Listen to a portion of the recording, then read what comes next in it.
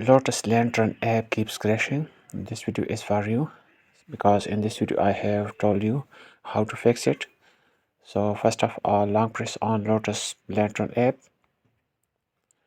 then tap app info. Now go to storage usage and here clear cache, also clear data, then tap OK. Now close this and go to Play Store if you are Android user and App Store if you are iPhone user, and then tap on search option in the bottom and here search for Lotus Lantern